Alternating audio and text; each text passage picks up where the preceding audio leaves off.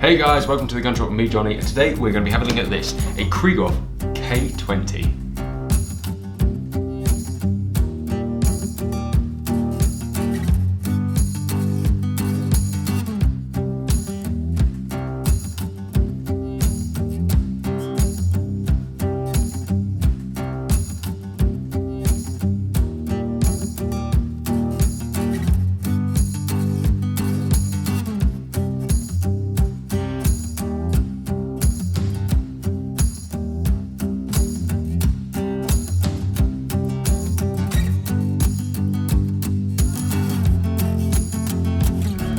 Starting at the back, we have a Kickies pad leading on to the stock. The stock is a really nicely contrasted honey and black, bit of walnut, and running around that sort of grade 5 mark.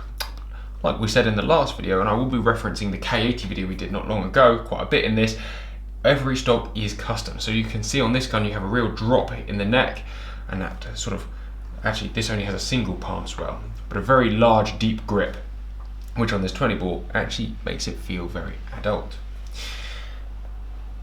Laser cut checkering and the same headwork with the cuts out for that sliding shroud.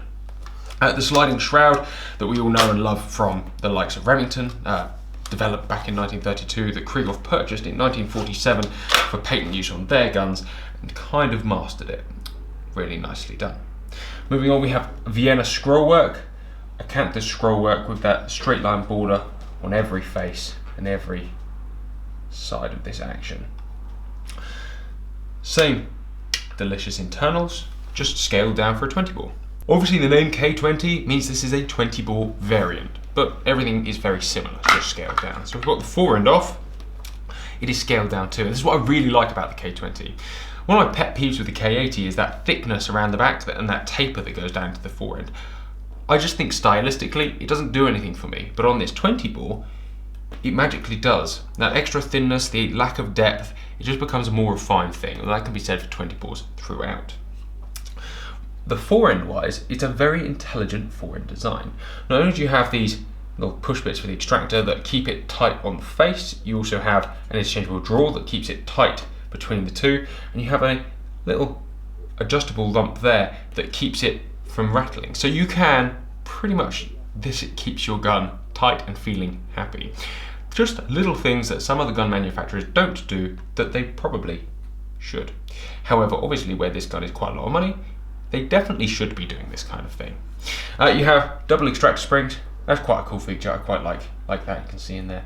And the whole thing, again, where you have the harder metal, the quality of finish, the quality of metal, they are just obscenely well made. Every face is ceramic polished, and you can just look in there and you know it's gonna work, and it's gonna work nicely, every little bit about it. Never seen a Krieghoff with timing issues. I haven't really seen Krieghoffs with many issues, to be fair. But again, like I said, for the money, you'd expect them not to have any. Like I said, so you put those down, and that just takes a little bit of shoving on there. Again, you've got that spring tension as well as the drawer and everything, so they are a little bit tight. They do loosen up with a bit of age, but hey, that's just the way it is. Again, laser checkering that wraps all the way around there. However, custom fore ends, custom checkering patterns, custom engraving, everything that's gun can be customized to your liking.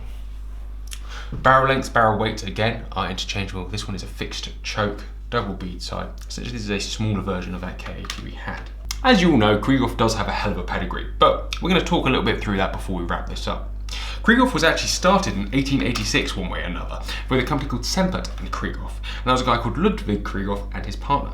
His son Heinrich in 1916 started his own company, H. Krieghoff, and in 1919 he took over Ludwig Krieghoff's company and actually moved their base of operations out of Seoul, the German gun-making capital, a little way. Krieghoff are famed for double rifles amongst a lot of other things, but in 1946 they purchased this, the sliding shroud. This was originally designed by Crawford Loomis in 1930 and was used on the Remingtons and Valmets and such. You'll obviously know the shroud, as we've already said, from the Remington Model 32 and Valmets and Tikkas and that kind of thing. Although you can obviously pick up a Remington 32 for about 900 quid, not 17 grand. That said, they are uncomparable apart from the fact that they look kind of similar. Ludwig Krieghoff actually invented and patented a stock fitting process that Krieghoff used, and it's what they use to get such precise stock measurements. That said, obviously there is a variety of ways to skin a cat to get the perfect gun fit, but they are famed for well-fitting guns. As I said in the last video, every Krieghoff is slightly different. So some will make you think, some will think you think, and some will make you think, wow. This is very much in the wow department. This gun is £7.14 in a 20 bore. That in itself already excites me. I love heavyweight 20 bores. That smaller frame, the finesse, yet with the weight, allows for a feel of a 12 bore that's £9, but it's not £9. A lot of good handling characteristics, and yet it's small enough that you can kind of just enjoy its petiteness without it being light and miserable.